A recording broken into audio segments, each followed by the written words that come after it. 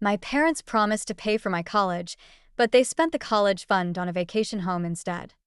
So, I ran away from home and went no contact until I heard this news from my dad. I, 28M, ran away from home when I was 18 because my parents were jerks who promised to help me with my college tuition. But at the very last minute, they backed out and told me that they couldn't help me, leaving me with no other option but to rely on someone else for the money. Let me make it clear, I wasn't entitled enough to believe they owed it to me. But I had been told by my parents, categorically, that they would pay my college tuition when the time came. My parents were well off. My dad had his own business, which was quite successful, and my mom was a moderately successful real estate agent.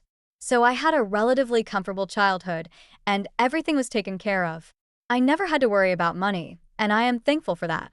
I went to private school my whole life and never had to work a day until I turned 18. The reason for that was my parents always reassured me they would pay for everything and I would be taken care of.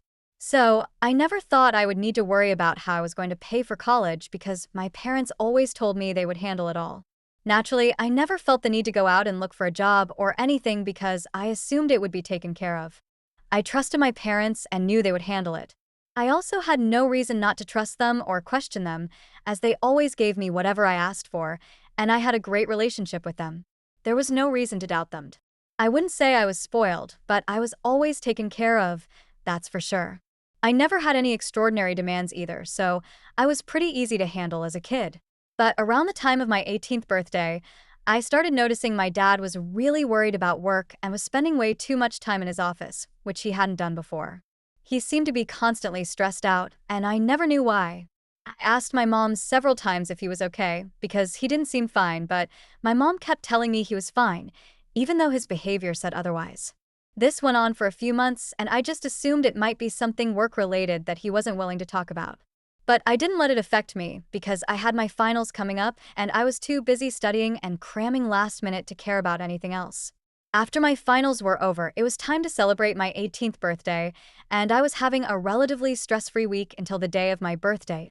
On the morning of my birthday, my parents came to my room to wish me well. But instead of leaving, they told me to get dressed and come downstairs for an emergency family meeting in the living room.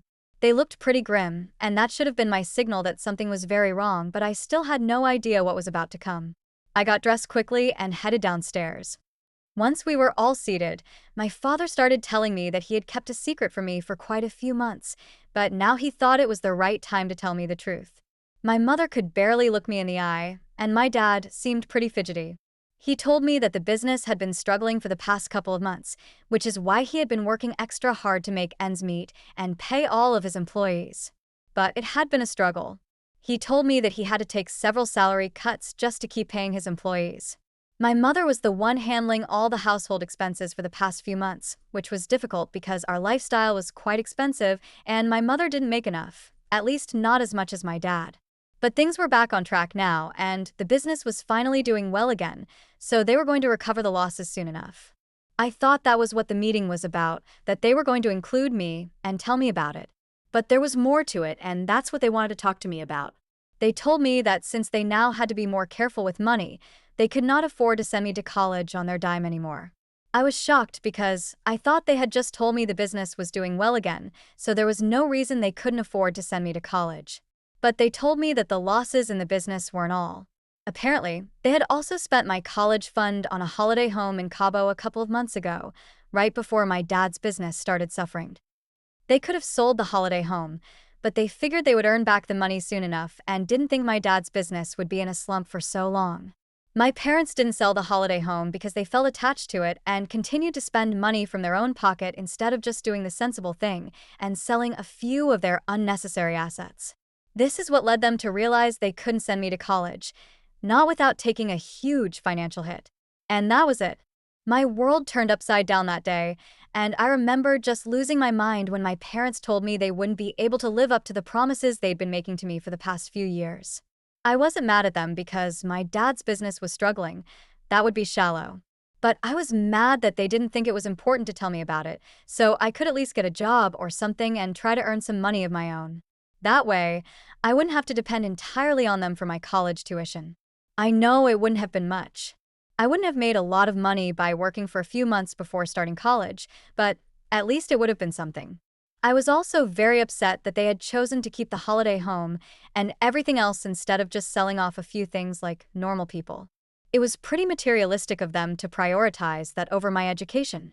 I think I yelled at them for a long time, and their only defense was that they were very attached to these things and they held a lot of sentimental value to them, which was a lot of BS because how could that be more important than sending me to college, especially when they had promised so many times that they would take care of it.